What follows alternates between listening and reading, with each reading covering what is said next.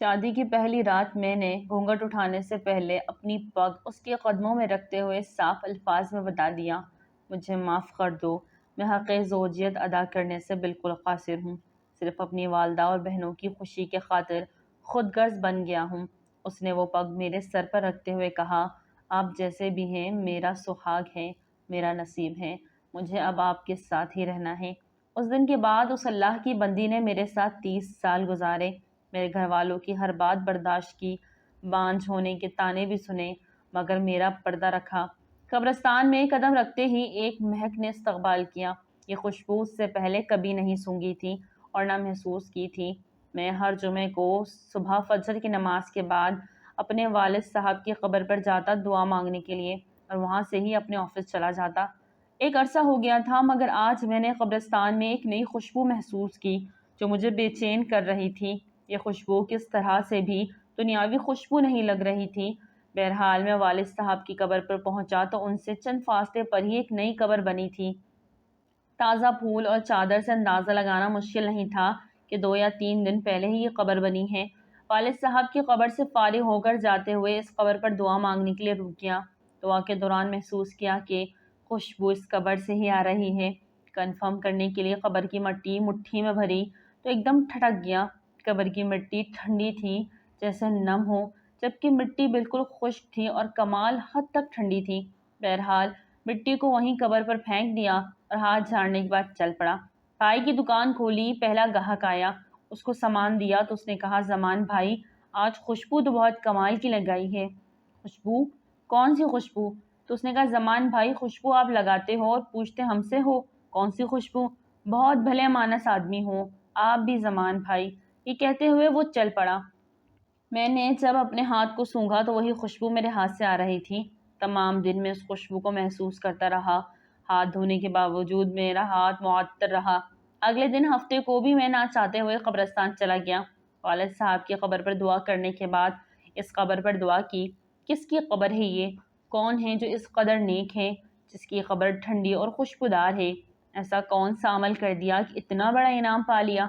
اس بات نے مجھے بے چین سا کر دیا۔ غورگن سے اس قبر کے متعلق پوچھا تو اس نے بتایا کہ خاتون کی قبر ہے۔ یہ جان کر اور بھی حیرت ہوئی کہ عورت کو اس قدر شاندار مقام کیسے ملا۔ اگلے دن اتوار تھا، دیر تک سونے کی عادت ہونے کے باوجود صبح فجر کی نماز کے وقت اٹھ کھڑا ہوا اور قبرستان روانہ ہو گیا۔ قبرستان میں داخل ہوا تو کیا دیکھتا ہوں، اس خاتون کی قبر پر ایک بارش آدمی دعا کر رہا ہے۔ میں والد صاحب کی قبر پر دعا کرنے لگا۔ دعا کے بعد میں نے اس آدمی کی طرف دیکھا جو ابھی دعا مانگ رہا تھا۔ جیسے ہی وہ دعا سے فارغ ہوا تو باہر کی جانب چل پڑا۔ اس کو جاتے دیکھ کر میں بھی اس کے پیچھے ہو لیا۔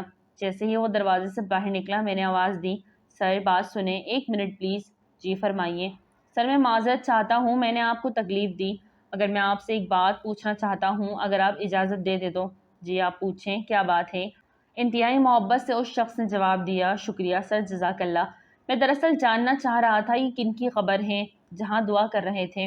اگر آپ مناسب سمجھیں تو بتا دیجئے، یہ آپ کیوں پوچھ رہے ہیں؟ اس نے سوال کیا۔ دراصل اس خبر سے آنے والی خوشبو نے مجھے بے چین کر دیا ہے۔ ایسی خوشبو میں نے آج تک محسوس نہیں کی۔ مجھے یہ دنیاوی خوشبو نہیں لگتی۔ میں جاننا چاہ رہا تھا کہ صاحب قبر نے ایسا کون سا عمل کیا ہے کہ یہ مقام ملا کہ قبر ٹھنڈی اور خوشبودار ہو گئی۔ یہ سن کر اس شخص نے ٹھنڈی آہ بھری اور کہا، قبر ٹھنڈی اور خوشبودار کیوں نہ ہو، اس نے اللہ تعالیٰ کو راضی ہی ایسے کیا ہے۔ جی میں یہی جاننا چاہ رہا تھا کہ ایسا کون سا عمل ہے جس سے یہ سعادت نصیب ہوئی۔ تو اس نے بتایا کہ یہ میری زوجہ کی قبر ہے۔ 30 سال ہماری رفاقت رہی۔ میں 4 بہنوں کا اکلوتا بھائی ہوں۔ میری بہنوں اور ماں کو میرا صحرا دیکھنے کا بے حد شوق تھا۔ سرکاری نوکری ملتے ہی چاند سے دلہن کی تلاش شروع کر دی گئی۔ یوں دنوں میں لڑکی کی تلاش کا کام مکمل ہوا۔ شادی ہوئی اور ماں بہنوں نے اپنے ارمان دل کھول کر پورے کیے۔ شادی کی پہلی رات میں نے گھونگھٹ اٹھانے سے پہلے اپنی پگ اس کے قدموں میں رکھتے ہوئے صاف الفاظ میں بتا دیا، مجھے معاف کر دو، میں حق زوجیت ادا کرنے سے بالکل قاصر ہوں، میڈیکلی طور پر مکمل انفٹ ہوں، صرف اپنی والدہ اور بہنوں کی خوشی کی خاطر خود غرض بن گیا ہوں۔ اس نے وہ پگ میرے سر پر رکھتے ہوئے کہا، آپ جیسے بھی ہیں میرا سہاگ ہے، میرا نصیب ہے، مجھے اب آپ کے ساتھ ہی رہنا ہے۔ اس دن کے بعد سے اس اللہ کی بندی نے میرے ساتھ 30 سال گزارے، میرے گھر والوں کی ہر بات برداشت کی، بانجھ ہونے کے طعنے بھی سنے، مگر میرا پردہ رکھا۔ اللہ تعالیٰ کیسے اس کی قبر کو ٹھنڈا اور خوشبودار نہ کرے جس نے اتنی پاک باز زندگی گزاری ہو۔ اس شخص کی تمام بات سن کر اس خاتون پر رشک آنے لگا جس نے دنیا میں صبر کیا اور اعلیٰ مقام حاصل کیا۔ آج کل کے دور میں کچھ بھی حاصل کرنا کیا مشکل ہے، اور ذرا سا بیمار ہو حلال حرام کی تمیز کیے بغیر اپنی خواہشات کی تکمیل کے لیے کچھ بھی کر گزرتے ہیں۔ تھوڑا سا فرق لگنے پر بیوی شوہر کو کھری کھری سنا دیتی ہے، شوہر بیمار ہو تو تعلق تک استوار کر لیتی ہے۔ معاشرہ ایسی مثالوں سے بھرا پڑا ہے۔ صبر کا دامن ہم نے چھوڑ دیا ہے، سارا کچھ صرف دنیا میں ہی لینا چاہتے ہیں، آخرت کی کوئی امید نہیں رکھتے۔ اللہ تعالیٰ ہمیں دین کو سمجھنے، اس پر عمل کرنے کی توفیق عطا فرمائے، آمین۔ عورت مرد دونوں کو ایک دوسرے سے بڑھ چڑھ کر دین کے معاملے کو مضبوطی سے تھامنے کی ضرورت ہے۔ ناظرین، ویڈیو اچھی لگی تو لائک کریں، چینل کو سبسکرائب کریں اور دعاؤں میں یاد رکھیں۔ السلام علیکم۔